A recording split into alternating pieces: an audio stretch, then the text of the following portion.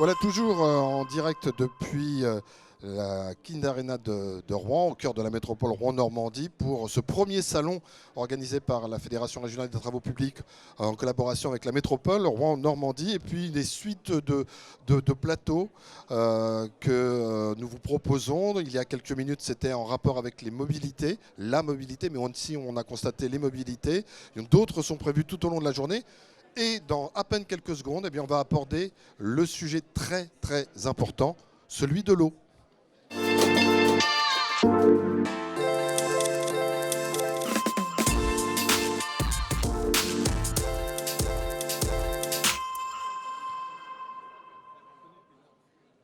Deuxième plateau, donc, vous l'avez compris, qui va aborder cette thématique de l'eau et pour évoquer comment et pourquoi, évidemment, on en a besoin, au-delà de son côté vital pour notre santé, et comment notre rapport à l'eau risque considérablement de changer en fonction des aléas liés notamment au changement climatique. 4 intervenants et intervenantes.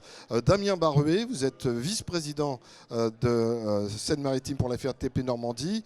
Monsieur le Président Bruno Cavagny, on vous a vu tout à l'heure, vous êtes de retour et je vous en remercie, Président de la FNTP. Jean-Pierre Brognaud, vous êtes vice-président en charge de l'eau et de l'assainissement métropole Rouen-Normandie. Et puis Élise Avenas, vous êtes directrice du GIP Seine-Aval. Merci d'avoir accepté notre proposition de pouvoir interéchanger sur cette thématique de l'eau.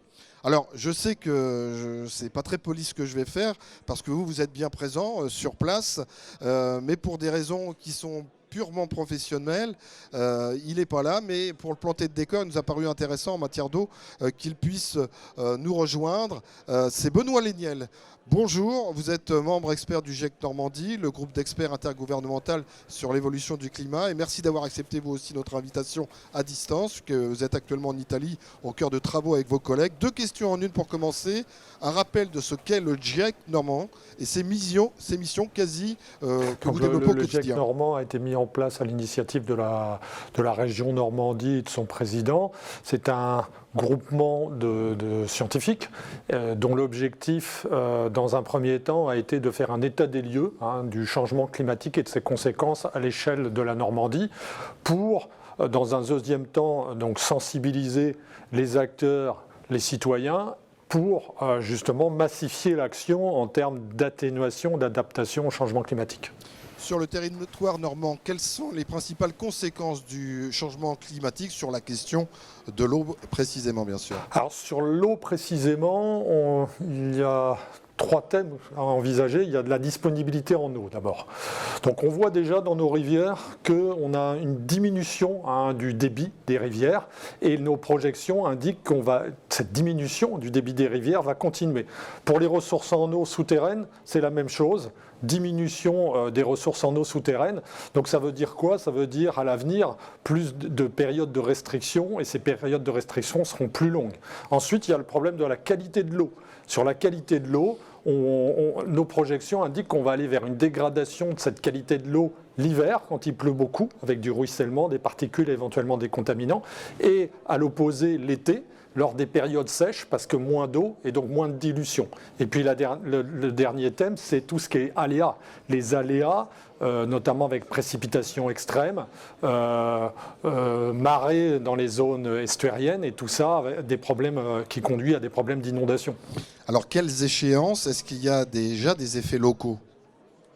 C'est quelque chose on le voit déjà, donc c'est quelque chose qui progresse et qui va s'accélérer. Donc on le voit déjà, et puis dans 20 ans, ça va s'aggraver, et puis nos projections vont jusqu'à 2100. Quoi.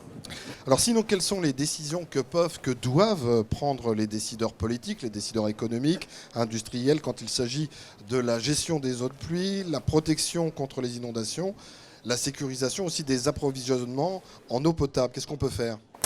Alors il est clair qu'on parle souvent de deux grands types de mesures. Les mesures d'atténuation qui ne sont pas sur l'eau elle-même, qui sont comment atténuer les émissions de gaz à effet de serre pour atténuer les effets du changement climatique et justement avoir moins de pression sur l'eau. Et puis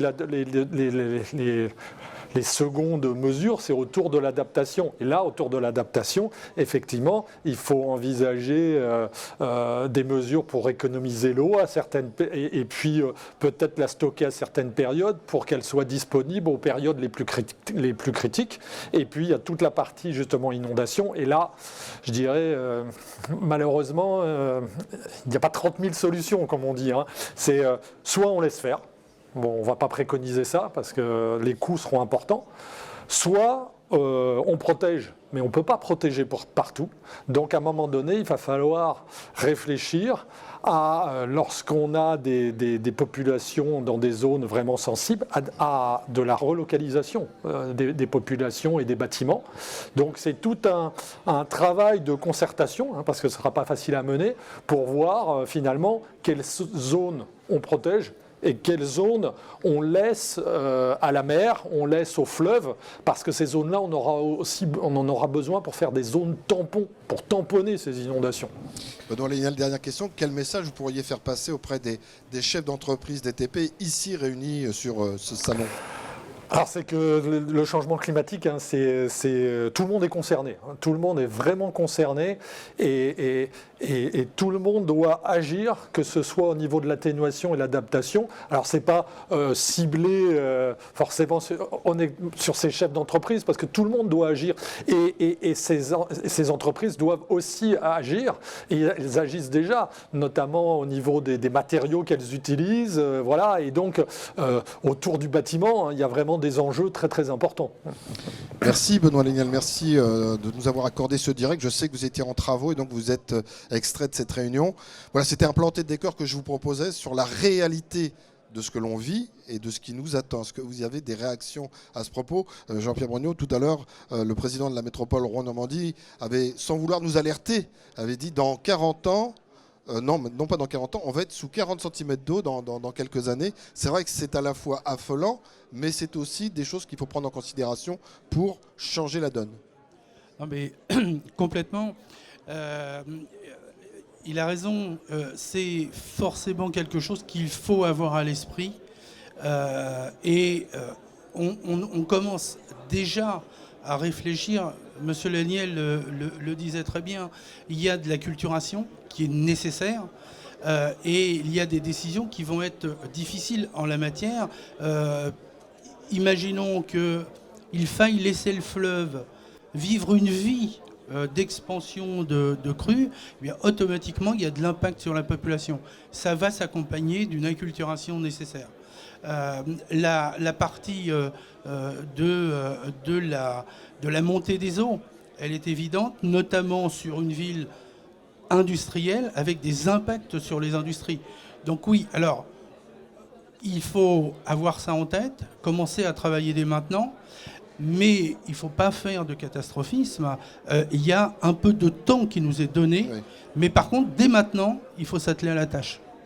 Bruno Cavagnier, en tant que président de la Fédération nationale, je suppose que c'est un thème qu'on retrouve dans l'ensemble des métropoles. C'est ce souci par rapport à l'enjeu de l'eau, la santé bien sûr, mais aussi par rapport à ces canalisations, à ces vérifications qu'on doit faire. C'est un enjeu primordial. Oui, c'est un enjeu primordial et il se trouve qu'en Normandie, vous étiez déjà précurseur, puisqu'à presque 25 ans, Patrick Bernasconi, à l'époque, avait lancé les premiers patrimoines de l'eau. À l'époque, déjà, on essayait de savoir quel était notre patrimoine, parce qu'on voyait bien qu'on avait de grosses difficultés. Nous étions beaucoup sur, déjà, le renouvellement des canalisations. Depuis 30 ans, d'autres problématiques sont arrivées sur la qualité de l'eau, sur la préservation de l'eau. On le voit bien aujourd'hui. On en parlait, il en parlait dans le reportage, dans l'interview, pardon. Le changement climatique est un facteur principal, primordial. Et c'est vrai que jusqu'à présent, même si on en parle depuis longtemps, le problème de l'eau, finalement, on disait on perd 20% de l'eau dans la nature, l'eau retourne à l'eau. Il y a beaucoup de gens, y compris les écologistes d'ailleurs. Finalement, c'est un cycle de l'eau, c'est pas... Or, cette eau, on la paye quand même, hein, accessoirement. Donc, il y a un gros travail à faire, effectivement, sur l'eau. Il y a un problème de financement. On va me dire, il n'y a pas que sur l'eau qu'il y a des problèmes de financement. Mais on a regardé si, grosso modo, on a un déficit entre 2 et 3 milliards de financement par an.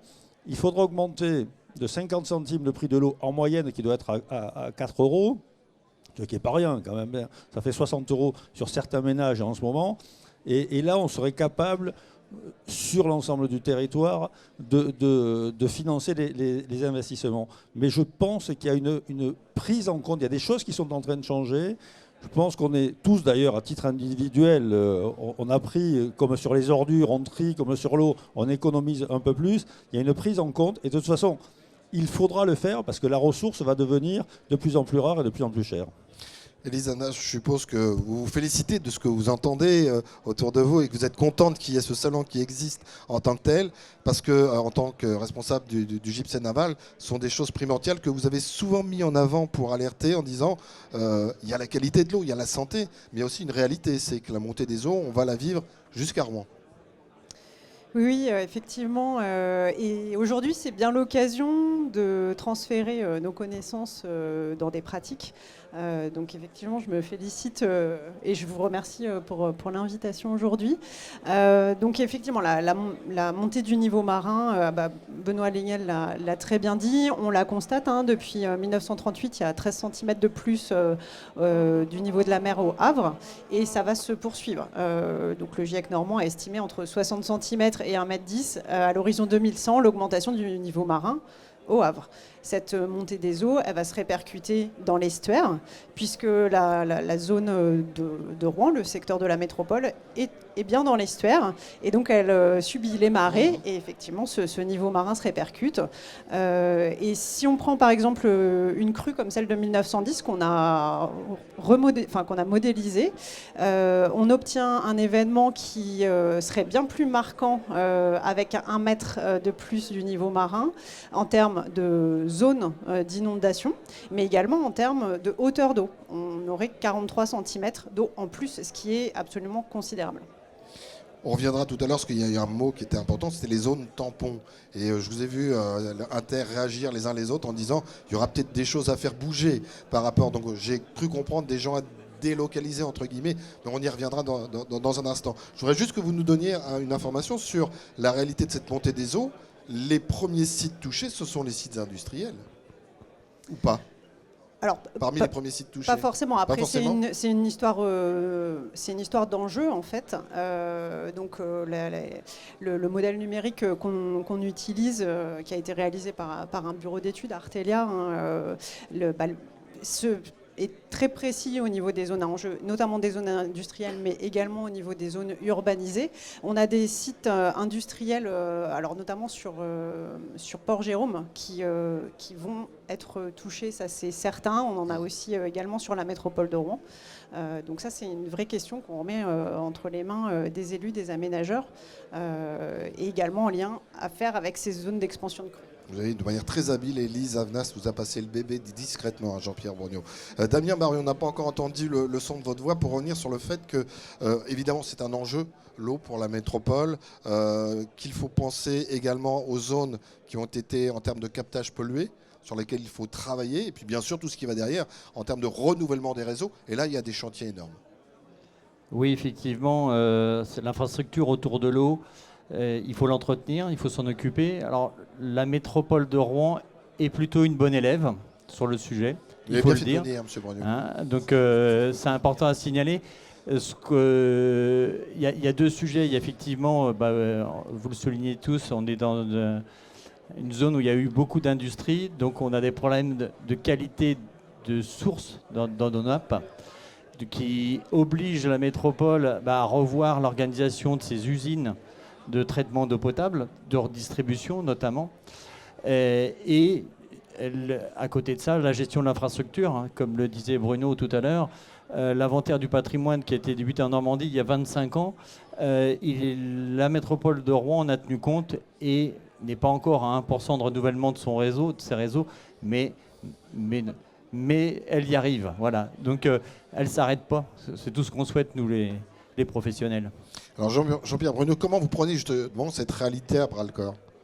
Alors, effectivement, on est objectivé dans l'évolution du budget 2022 à 1% en ce qui concerne l'eau. On est en retrait par rapport à l'assainissement, on en parlera peut-être tout à l'heure, mais l'objectif c'est aussi à terme, 2030, on va dire, d'atteindre ce même pourcentage. Alors pour imaginer dans les esprits, 1% de changement de canalisation, c'est 25 km par an à peu près, en moyenne, entre 20 et 25 km. Donc c'est loin d'être neutre. Je voudrais juste insister sur le fait que c'est... on en parlait un petit peu tout à l'heure, c'est compliqué dans le secteur rural. Ça va devenir crucial sur le secteur urbain, parce que changer des canas, c'est toujours compliqué. On embête tout le monde et chacun trouve la bonne excuse pour pas que ce soit fait tout de suite. Et à un moment donné, le vieillissement des canas vont nous rattraper et nous obliger à le faire. Ça, c'est pour les canards. Pour le rendement, j'aurais juste précisé, en quelques années, moins de 6 ans, le rendement est passé de 80 à 84%. Certes, on a encore 16% de fuites. On y travaille sur la réduction de ces fuites. Par contre, il faut être... raisonnable, je veux dire, le 100% n'existera pas en termes de rendement. On aura malheureusement les fuites de demain qui ne sont pas connues aujourd'hui, qui viendront demain s'ajouter. Mais l'objectif, c'est de conduire une réduction la plus forte possible de cette eau qui effectivement est payée et qu'on perd.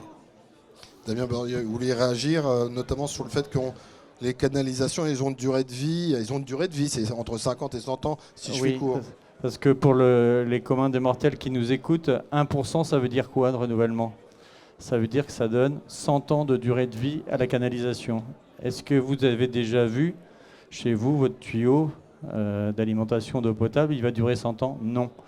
Donc effectivement, Pont-à-Mousson n'a pas été mauvais il y a 100 ans, mais il ne faut pas croire au miracle. Donc avant qu'on se tape le mur, si on pouvait anticiper et améliorer toute cette partie-là, ce serait plutôt bien.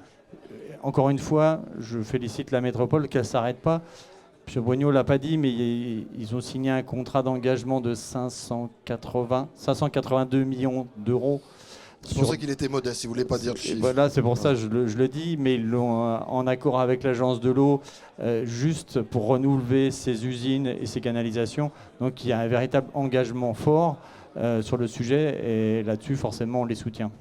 Bruno Cavagnier, on a bien compris, il y a un renouvellement des réseaux, bien sûr qu'il faut penser. Il y a aussi, il faut penser à la qualité de l'eau. Ça fait plusieurs choses sur lesquelles, en fait, on va, si je peux me permettre, mettre plusieurs couches, avec également une évolution du métier, donc également une évolution des professions au cœur de votre métier. Oui, effectivement, on travaille sur, et d'ailleurs les élus travaillent sur la ressource, sur le renouvellement. J'entends bien que le Rouen est le bon élève est à mieux, parce qu'on a aussi des mauvais élèves en France. Donc, non, mais ça tend à s'améliorer. Et vous avez raison, aujourd'hui, on a des métiers qui changent, on a des formations permanentes, on a de plus en plus de numérisation. Alors, c'est peut-être moins sur le réseau, encore que c'est plus sur la ressource. Mais ça, c'est vraiment l'enjeu des années à venir, d'avoir une formation qui est adapté à nos réseaux. Et je le disais tout à l'heure en démarrant la journée à tous ces jeunes qui étaient là, venez dans nos métiers, parce que d'abord vous y trouverez une profession merveilleuse et une profession qui évolue. Et le premier regard souvent que l'on a avec notre profession, c'est l'appel ou le marteau-piqueur et tout, ce qui existe aussi. Mais vraiment, on a, et notamment dans l'industrie de l'eau, beaucoup de métiers très techniques liés au numérique, des métiers d'ingénieurs, mais pas que. Donc oui, c'est un enjeu, la formation continue pour le changement de ces métiers. Élise, je vous avais dit que je vous solliciterais sur ces fameuses zones tampons et voir justement comment les structures des TP peuvent vous aider ou sous quelle forme. Benoît Léniel l'a dit dans son introduction, il faut avoir des réflexions autour des zones d'expansion de crues avec des nouveaux espaces pour le fleuve. Et donc ça veut dire qu'on va enlever des murets, vous allez en parler mieux que moi, mais en fait, c'est-à-dire qu'on va faciliter l'expansion du fleuve pour privilégier d'autres endroits. Alors, Pas tout à fait. C'est pas encore prévu, Bon, mais on engage la réflexion là-dessus. Effectivement, sur le modèle dont je vous parlais, on a testé d'enlever ces murets dans le modèle. Ça, on l'a fait. On est sur les pipes de test. Ouais. Et qu'est-ce qu'on a constaté en enlevant? Donc, c'est les murets anti-inondation qui se trouvent au-dessus des berges, qui font quelques dizaines de centimètres, qui protègent des enjeux locaux, en général des habitations qui sont juste derrière, donc qui protègent très localement ces habitations. Quand on enlève tous les murets de pose à la mer, on constate sur une inondation de période de retour 30 ans, c'est-à-dire une inondation qui a une chance sur 30 d'apparaître sur une année, on constate une diminution de 20 cm de la hauteur d'eau à Rouen, ce qui est quand même non négligeable et ce qui nous engage tous collectivement dans une réflexion sur ces mesures de protection dont parlait Benoît Léniel, qui peuvent être parfois contre-productifs parce que c'est aussi les digues peuvent céder, ce qui peut provoquer plus de dégâts aussi derrière. Et on a tout à fait intérêt à réfléchir à la localisation de zones, mais sur plusieurs centaines d'hectares, c'est vraiment conséquent, avec des enjeux moindres et qui pourraient venir protéger justement des secteurs urbanisés ou industriels en permettant l'étalement des eaux. Elles ont un deuxième avantage non négligeable, c'est que ça permettrait aussi de restaurer des zones humides, tout simplement. Donc faire le tampon pour les inondations, mais également servir au niveau de tous les rôles utiles des zones humides, de filtres notamment, par rapport aux nitrates, par rapport à tout un tas de pollutions. Jean-Pierre Brognaud, c'est une projection sur une expérimentation pas facile à décider si on fait pas en tant qu'élu, parce que forcément il y a ce rapport à ses citoyens. Mais complètement. Il y a une vraie acculturation dont je parlais tout à l'heure. Mettez-vous à la place d'une population qui se trouve en abord du fleuve, qui a un muret, qui est branque-ballant, on va dire, et qui, malgré tout, subit les inondations de façon inadmissible. Aujourd'hui, entendre sans explication, on enlève les murets, ça diminue, il y a plus d'eau partout, mais il y en a moins. Il faut vraiment accompagner et expliquer. Il est évident qu'aujourd'hui, la démarche qui consiste à dire on arrête l'eau avec une construction, on la dévie, c'est absolument plus viable, aussi bien économiquement, mais même en termes, et Madame le disait, en termes de risque, parce que si le muret tombe, c'est bien plus important en catastrophe potentielle que de l'eau qui monte lentement. Donc aujourd'hui, intellectuellement, on est prêt à réfléchir sur une stratégie foncière, laisser vivre le fleuve, trouver les espaces qui vont bien. Donc c'est intellectuellement déjà un prémûrissement. Par contre, évidemment, ça va s'accompagner de l'acculturation, des réalisations et peut-être de l'expropriation, pourquoi pas. On va revenir sur justement cette sensibilisation, cette communication, parce qu'il existe des solutions, notamment dans les travaux publics, qui ont déjà commencé à être mises en pratique, mais sur la base desquelles il faut certainement ne pas s'arrêter là. C'est ce que vous propose en quelque sorte ce petit sujet vidéo, qu'à mon avis, Bruno Cavagnier, vous connaissez un tout petit peu, il est de la maison, mais je vous propose de découvrir avec ce qui est dit et je vous propose de réagir et de rebondir dessus juste après cette courte page vidéo.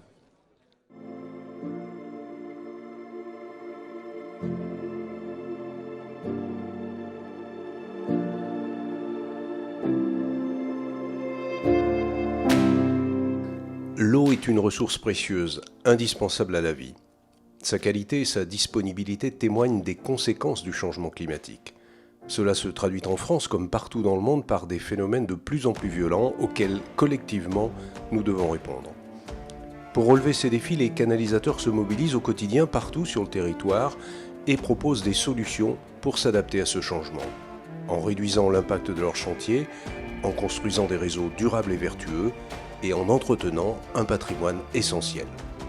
Au fil des ans, on s'est rendu compte que c'est une vraie réalité avec les épisodes que nous avons connus. Le stress hydrique, une sécheresse quand même qui tous les ans s'accentue. Et puis, je ne reprendrai pas l'ensemble des événements climatiques qu'on a eus ces dernières années, nous a fait changer quand même de paradigme. Les travaux publics comptent pour 3,5% des émissions carbone de la France au niveau des chantiers, mais 50% quand on considère les usages des infrastructures. Il y a donc un impératif à agir. Du côté des canalisateurs, on prend le problème à bras-le-corps avec une volonté, actionner tous les leviers possibles pour réduire son empreinte, construire des réseaux durables et des infrastructures capables de s'adapter aux phénomènes climatiques. Nous étudions aussi l'incidence des biocarburants que nous pourrons utiliser dans nos outils pour pouvoir demain, en attendant que de nouvelles technologies comme l'hydrogène, l'électricité viennent remplacer les énergies fossiles. Nous sommes sur tous ces sujets. Un peu partout en France, désormais, les canalisateurs agissent, que ce soit sur un chantier de renouvellement de conduite par éclatement en Indre-et-Loire et des nuisances sur l'environnement divisées par 10, en Isère où les canalisateurs mènent une expérimentation sur l'idée d'une boucle de recyclage des déchets de matériaux qui, si elle est concluante, sera étendue à l'ensemble du pays. Autre exemple ici à Lyon où un engin de chantier à l'allure de gros robots fonctionne à l'électricité. Les entreprises de travaux publics, canalisateurs en tête, s'adaptent. L'adaptation de nos infrastructures, je prends l'exemple de la ville de Nîmes qui avait subi de très très graves inondations, et le fait de penser et de repenser, de recalibrer les ouvrages de collecte d'eau pluviale sur la ville ont permis, lors des derniers événements, d'éviter ce qui était passé la dernière fois, c'est-à-dire non seulement d'énormes dégâts matériels, mais aussi des pertes humaines.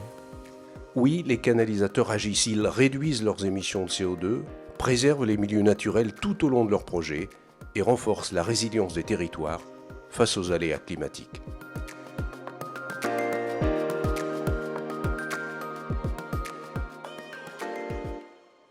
Bruno Cavagni, on a entendu à plusieurs reprises le mot s'adapter. Il faut changer les habitudes et il va falloir faire encore plus œuvre de pédagogie. Et ça, c'est le rôle du président. Entre autres. Oui. Non, mais c'est vrai que par rapport aux propos introductifs que j'avais tout à l'heure sur notre empreinte carbone, où il y a deux aspects des choses, finalement, il y a 50%, c'est l'usage des infrastructures, et là, ce sont des politiques publiques, que ce soit sur l'eau, la mobilité, on en a parlé, nous accompagnons ces politiques publiques, et puis il y a la façon de construire, qui, pour nous, c'est 3,5%. C'est quand même 2 fois plus que notre relation au PIB, c'est-à-dire à la richesse dont emprunte France. Et là, effectivement, il faut qu'on travaille avec les fournisseurs, avec les industriels. Il faut qu'on arrive à changer notre façon de faire. Alain Grisot en parlait à l'instant. On travaille sur du matériel, sur du start and stop. Tout le monde trouve aujourd'hui sur les voitures, c'est courant, ça l'est moins sur les matériels. J'ai pas vu ici l'Oxam, mais il y a 3 jours j'étais à Chartres. L'Oxam, il y avait aussi des matériels électriques. On voit bien que c'est en train de changer. Il y a une prise de conscience de tout ce qu'on est en train de réaliser aujourd'hui sur cette empreinte carbone. Alors évidemment, on a des difficultés, notamment quand on parle de l'électrique ou de l'hydrogène, c'est l'approvisionnement. C'est pour ça que je disais il y a énormément de travaux à faire, parce que quand vous demandez une petite chargeuse, combien de temps il faut pour la charger, on vous dit entre 5 et 7 heures. Où est-ce qu'on la charge ? C'est compliqué. Et si vous êtes dans le milieu rural, on vous dit, alors on va amener un compresseur qui lui-même va être... Bon, oui. Aujourd'hui, c'est pas réaliste, et en même temps, comme on progresse très vite et qu'il y a une prise de conscience, nos habitudes changent. Et en tous les cas, et vous avez raison, c'est le rôle de la fédération d'accompagner et de former. Là, on lance dans toutes les régions une sensibilisation, une formation au niveau de nos entrepreneurs pour que tous, on ait ça en tête, en disant, à notre place, nous devons travailler sur ce changement. Et Elise Damnas, il faut aussi penser de l'eau potable, il faut aussi penser à la pollution de l'eau. Ce sont des thèmes hyper importants sur lesquels travaillent de toute façon les métropoles. Oui, alors en termes de pollution de l'eau, on peut penser aux déchets plastiques notamment. Les scientifiques avec lesquels on travaille ont calculé les flux de macro-déchets plastiques de Paris à la mer. La Seine charrie entre 100 et 200 tonnes par an de déchets plastiques qui se rejettent dans la mer, avec un rôle de l'estuaire important puisqu'il va y avoir des dépôts de ces déchets plastiques sur les berges avec les marées et des remobilisations et fracturation du plastique, puisque le plastique ne se dégrade pas, il se découpe en plus petits morceaux et vient polluer tous les compartiments, que ce soit l'eau, les sédiments ou les organismes vivants. On en retrouve absolument partout. Et donc on travaille avec les scientifiques pour mieux identifier les sources de ces pollutions et connaître les différents poids par rapport à la gestion des déchets terrestres ou la gestion des eaux usées ou encore la gestion d'événements climatiques exceptionnels tels que les crues ou les orages qui charrient aussi ces déchets dans le fleuve et qui les conduit dans la mer. Et c'est là où, une fois qu'on dit le problème vient de tel endroit et on peut avoir un impact en agissant sur le déversement des déchets lors des orages, qu'on peut avoir une action, ensuite effectivement des actions entreprises par la métropole récemment et qui ont déjà démontré leurs effets concrètement sur le milieu. Oui. Quelle belle transition pour nous parler de ces actions que vous avez déjà entreprises, Jean-Pierre Brognaud. Je suis pas tout seul à les entreprendre. Je ne sais pas si Marie est intervenue ce matin, Marie Attino. Non, cet après-midi. Cet après-midi, donc elle aura certainement l'occasion d'en reparler. Mais effectivement, il y a eu, et vous pouvez le constater pour ceux qui se promènent le long du fleuve, d'Amfreville sur Rouen, donc sur une assez grande distance.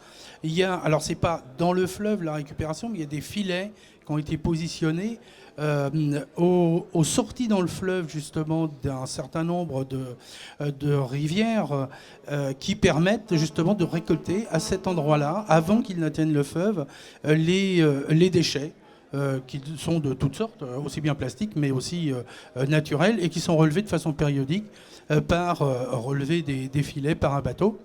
Il y a en plus des actions de récolte, parlons comme ça, de ces déchets sur le fleuve par, là encore, un autre bateau partenaire de la métropole.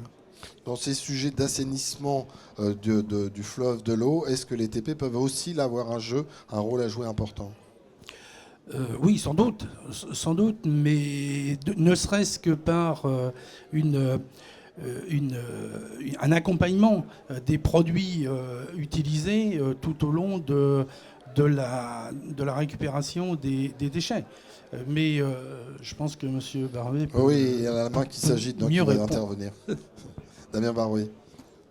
Oui, forcément. Enfin, les déchets, et pour revenir sur nos chantiers, sur l'impact carbone notamment, alors je vais d'abord enchaîner sur les déchets. Donc Alain Grisot, sur le film Le Mété, indiquait l'expérience dans l'Isère, oui, où on récupère les chutes de tuyaux PVC et PEHD pour les renvoyer chez les industriels qui les recyclent. On s'aperçoit que ça avance doucement parce que c'est comme toujours l'éducation de notre personnel. Jusqu'à aujourd'hui, on mettait ça dans des chaînes, des bennes DIB. Ben, il faut qu'on leur apprenne à mettre ça dans les bonnes bennes. Voilà. Donc, c'est de l'éducation. Ça passe par du management de nos équipes. Donc ça, c'est en cours. Et je voulais revenir sur le bilan carbone parce que sur un chantier type de canalisation, il y a 40% des émissions de carbone qui sont dues au carburant. Donc, en gros, au transport, à nos camions qui transportent la terre. Donc, on va essayer de les rendre électriques, mais ce n'est pas du jour au lendemain qu'ils vont être électriques. Si déjà, on leur fait faire un peu moins de chemin, eh ben, on va gagner. Si déjà, on recycle les matériaux qu'on a extraits, eh ben, voilà, au lieu d'aller en décharge et en carrière, on va recycler entre guillemets sur place nos matériaux. Donc non seulement vis-à-vis du matériau il y a un gain, mais alors en termes de transport là c'est magique. Donc il y a une vraie prise de conscience du sujet de l'ensemble des métiers, il n'y a pas que sur les canalisations, mais sur les canalisations il y a un véritable effort qui est fait et une vraie volonté des concessionnaires voiries de nous accompagner sur le sujet aussi. Monsieur le Président ou Damien, un sujet qu'on n'a pas évoqué, c'est le prix de l'eau. C'est quelque chose qui pèse un peu dans la balance parce que parfois on estime, alors on dit que c'est une denrée humaine. Donc, c'est-à-dire qu'il y a la disposition des gens. Et puis d'un autre côté, il y a la réalité par rapport à tout ce qu'on doit faire pour faire en sorte qu'elle reste la plus saine possible. Donc on en revient au prix. Donc voilà, je voulais vous interpeller sur le prix de l'eau. Je vais répondre sur le prix de l'eau. Le prix de l'eau, c'est rien. Sur le budget moyen, entre un abonnement de téléphone portable et la facture d'eau, l'abonnement du téléphone portable, c'est 2 fois plus important que la facture d'eau. Donc voilà, il faut juste en être conscient, quoi.